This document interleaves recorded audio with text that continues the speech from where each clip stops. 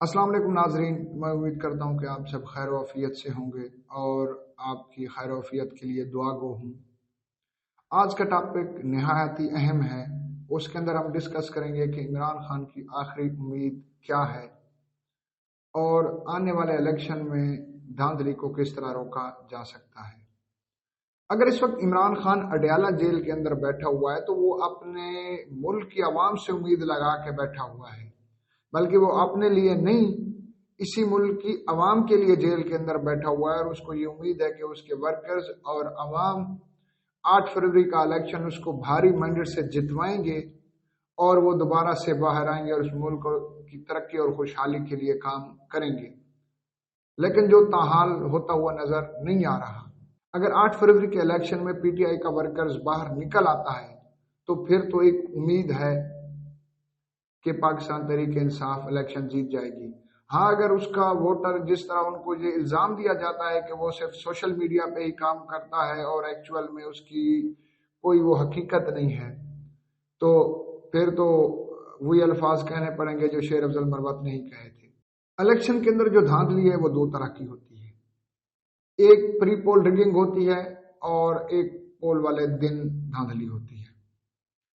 अगर pre poll rigging की बात की जाए तो उसमें ये होता है कि एक जमात को तोड़ के उसमें जमातें दूसरी जमात बना लेना, उसके बंदों को उसमें से तोड़ लेना, इसके साथ उसके जो रहनुमा है क़यादत उनके ऊपर पर्चे करवा देना, उनको जेल के अंदर बंद कर देना। तो वो जो प्री पोल रिगिंग है वो मुकम्मल तौर पर पीटीआई के साथ हो चुकी है। अब अगर धांधली का चांस है या धांधली हुई तो वो 8 फरवरी के इलेक्शन में होगी।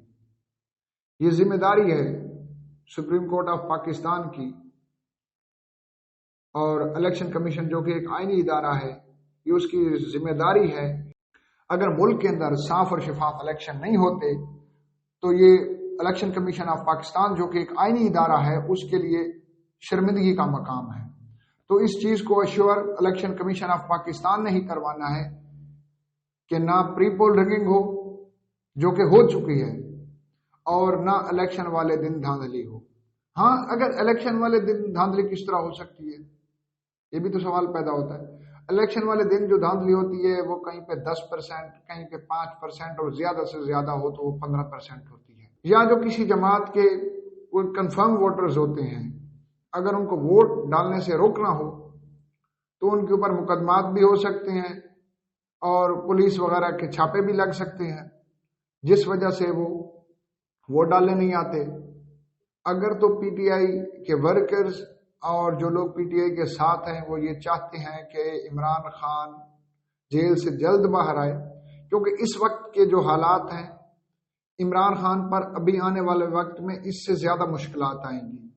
बल्कि ये समझ लो या ये कहना भी गलत नहीं होगा कि इमरान खान पे मुश्किलात का आगाज अभी शुरू होने जा रहा है। अगर 8 फरवरी को, क्योंकि इस वक्त जो ग्राउंड रियलिटी है, मैं डर के भी कह दूं तो 60% प्लस जो है वो पीटीआई का वोटर्स है। हालांकि सर्वेज में तो 90% तक बात हो रही है और मैं एक मार्जिन रख के बात कर रहा हूं कि 60% वोटर्स इस वक्त भी जो है वो पाकिस्तान तहरीक इंसाफ की हैं। और अगर 60% वोटर में से 50% भी वोटर्स बाहर आ जाते हैं फिर तो पीटीआई को इलेक्शन में हराना बहुत मुश्किल हो जाएगा। अगर उसमें को 5-10% धांधली भी की जाती है, क्योंकि एक हल्के के अंदर कई सियासी जमातें होती हैं, तो वहां पे पीटीआई का जो भी कैंडिडेट होगा वो आसानी से जीत जाएगा। तो इमरान खान अडयाला जेल में भी यही उम्मीद लगा के बैठा है कि मेरी कौम निकलेगी, मेरे मुल्क की अवाम निकलेगी और वो 8 फरवरी का इलेक्शन जितवाएंगे। अगर पीटीआई एक भारी अक्सरियत से इलेक्शन जीत जाती है और वो 2/3 के साथ अपनी हुकूमत बना लेती है तो इमरान खान जेल से भी बाहर आ जाएगा और इनके लिए मसले मसाइल भी कम हो जाएंगे। वोट हर इंसान को देना चाहिए, हर शख्स को देना चाहिए, यह उसका आईनी हक है।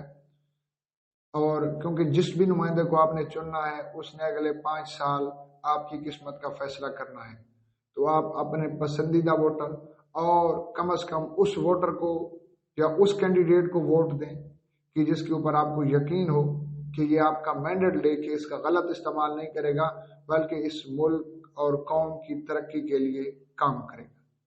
ملتے ہیں ایک نئی ویڈیو میں، تب تک کے لیے اللہ نگہبان۔